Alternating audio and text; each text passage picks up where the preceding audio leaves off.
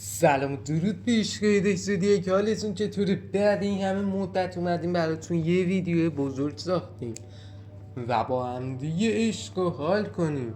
اول بگم این ویدیو درباره چی؟ همونطوری که روی تامنیل اینا دیدید قرار بیسیک، هات و سنس و چند تا اتچمنت داشت زودیاکتون رو ببین. خب تا نرفتیم سراغ ویدیو، لایک رو بکوب و سابسکرایب رو بزن و زنگوله بغل رو بزن تا ویدیوی آموزشی مثل این ویدیو گذاشتم از همه سایت ها خبر شد.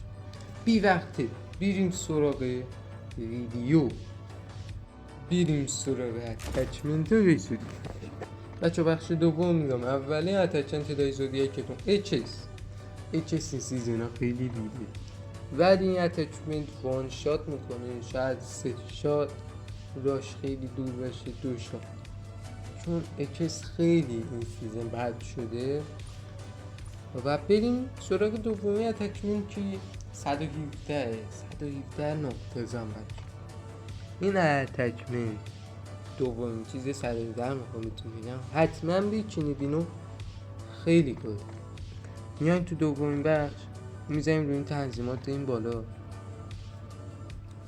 و اول بذار دوباره بهتون میگم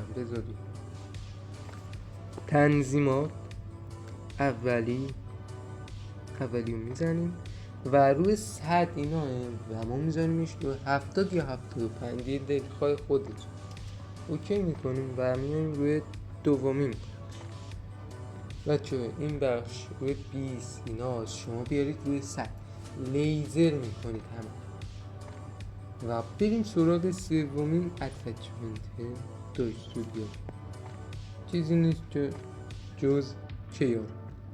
بچه اتچمنت گادی، من خیلی با این کیارم پلی میدم. اتچمنت گادی بچینید وان شات عالی. بریم سراغ چهارمین. بچه من خودم بگم با این دیل زیاد پلی نمیدم، پلی میدم اتچمنت خوبی اما زیاد پلی باشه نمیدم. با پنجمین اتچمنت با این دیل بچه من خیلی پلی میدم، دیل گادی اگه خواستید بچینید. و بریم سراغ یه 2-3 تا اتچمنت دیگه. این گان جدید بچه خیلی خوبه، یعنی میزنی پاره میکنه. این از اون جدید. و بیوای رو ببینیم. بیوای باید زیاد پلی ندادم اما مثلا خوبه، وان شات میکنه این بیوای هم. خب یه بقیه گانادراک همون نچیدم همش ریدهیه. بریم سراغ بیسیک. اول خودم رو بهتون نشون میدم. بریم خب اینجا بریم هاد بتل رویالمون رو بهتون نشون بدیم. بریم تو و بچه این هم از هاد بتل رویال دستودیاکتون خودشون بالا میاد. طوری که بخوام توضیح بدم سمت چپ کویر، سمت راست آباد شده. بریم سراغ بیسیک سیزن جدید. بچه انگاری بحث گزینه ها حذف نمیدونم. این هم از بیسیک هم بچه ها. بریم پایین تر.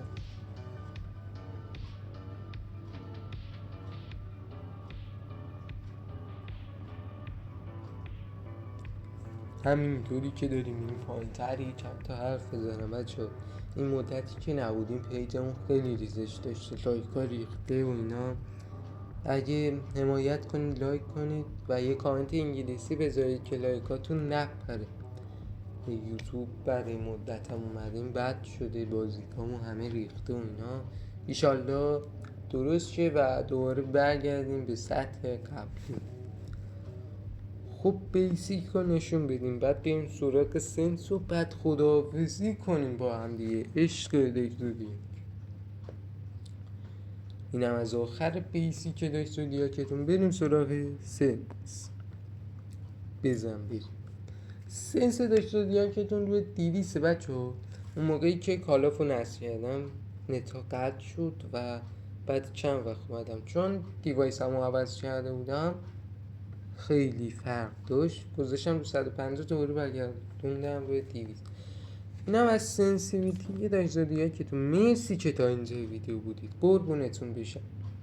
ایشالله هر آرزویی دارید بهش برسید و امیدوارم براتون هیچ اتفاقی نیفته. خدا نگهدار.